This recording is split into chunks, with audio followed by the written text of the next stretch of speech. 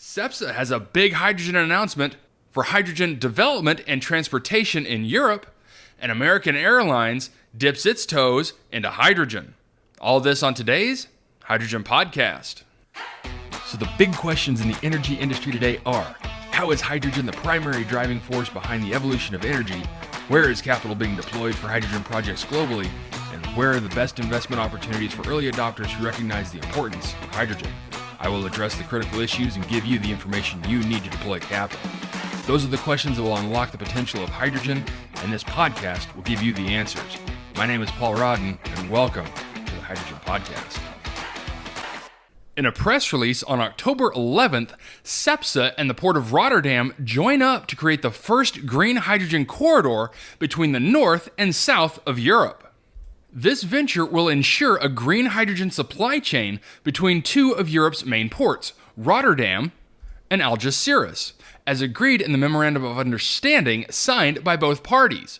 Cepsa plans to export hydrogen produced at its San Roque Energy Park near the Bay of Algeciras through hydrogen carriers such as ammonia or methanol to the Port of Rotterdam.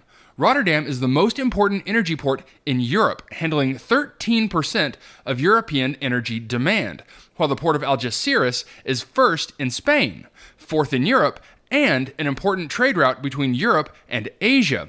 With the Dutch government's support, and as part of Rotterdam's energy transition plans, the Port Authority and many private companies active in the port area are developing the necessary infrastructure and facilities for the import of green hydrogen and its distribution into Northwest Europe, connecting large industrial centers in the Netherlands, Belgium, and Germany by means of hydrogen pipelines.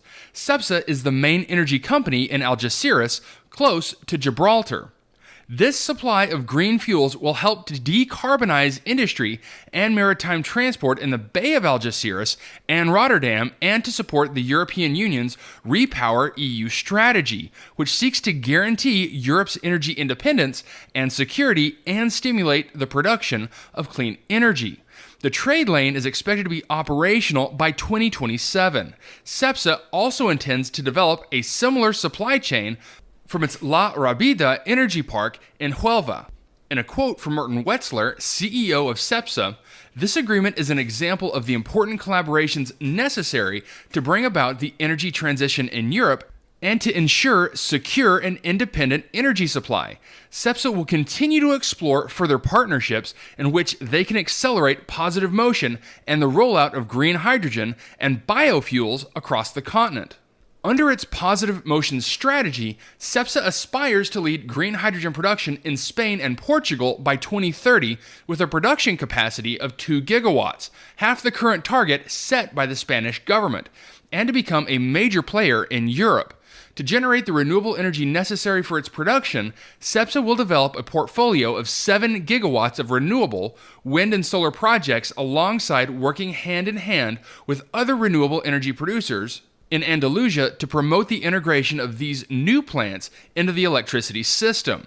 Cepsa's energy parks in Andalusia have access to the most competitive renewable electricity in Europe, along with well-developed industrial infrastructure and direct sea access, presenting optimal conditions for the development of large-scale competitive green hydrogen projects.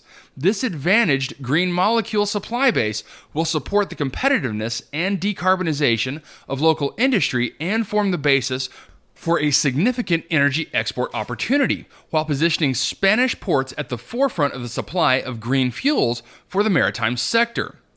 Allard Kastelein, CEO of Port Rotterdam Authority, says, "Northwest Europe uses far more energy than it can produce in a sustainable way.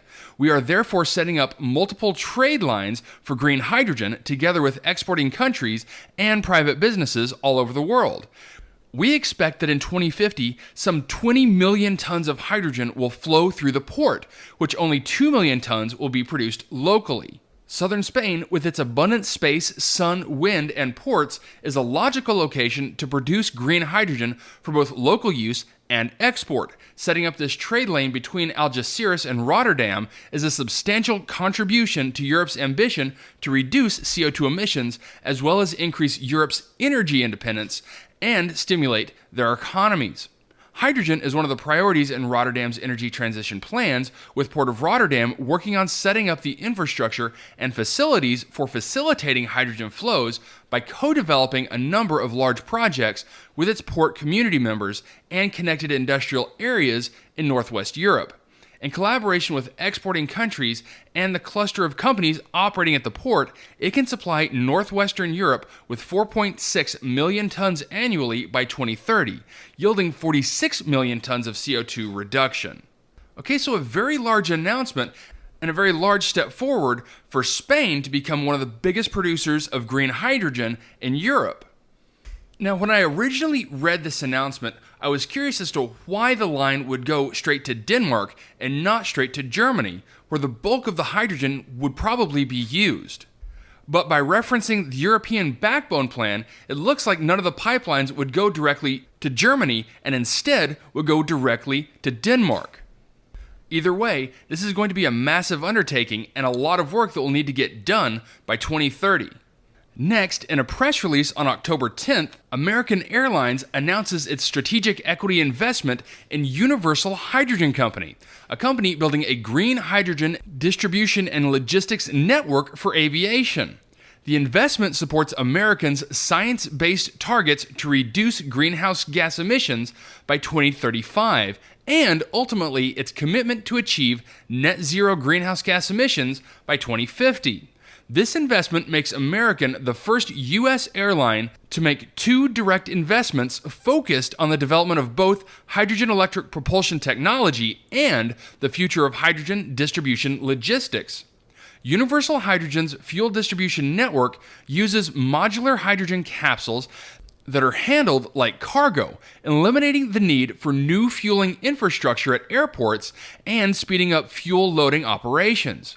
Universal Hydrogen anticipates starting hydrogen deliveries for regional aircraft in 2025, with plans to expand its services to larger single-aisle aircraft, the first for auxiliary power in the late 2020s, and then as a primary fuel by the mid-2030s.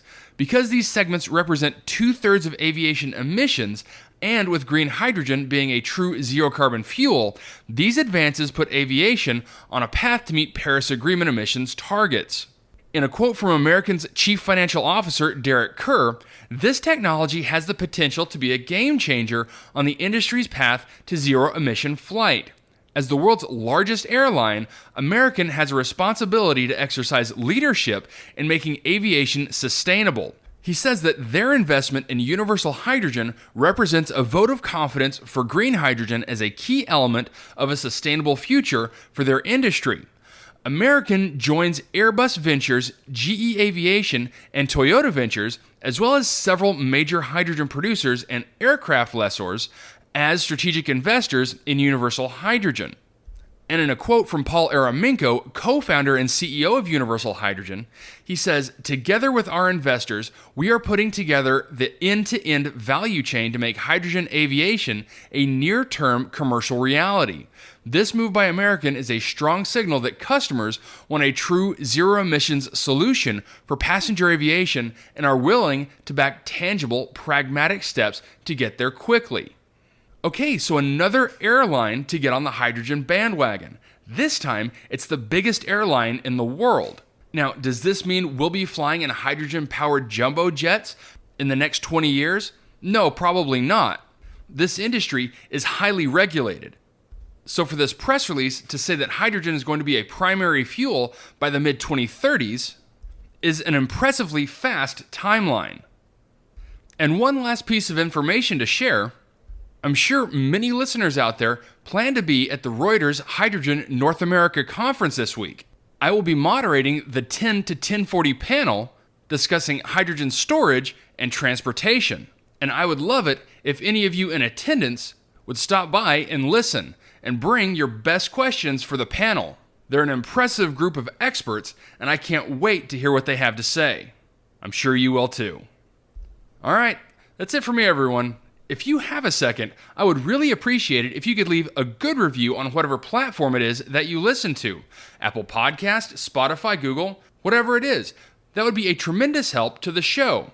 And as always, if you ever have any feedback, you're welcome to email me directly at info@thehydrogenpodcast.com. And as always, take care, stay safe. I'll talk to you later. Hey, this is Paul. I hope you liked this podcast. If you did and want to hear more, I'd appreciate it if you would either subscribe to this channel on YouTube or connect with your favorite platform through my website at www.thehydrogenpodcast.com. Thanks for listening. I very much appreciate it. Have a great day.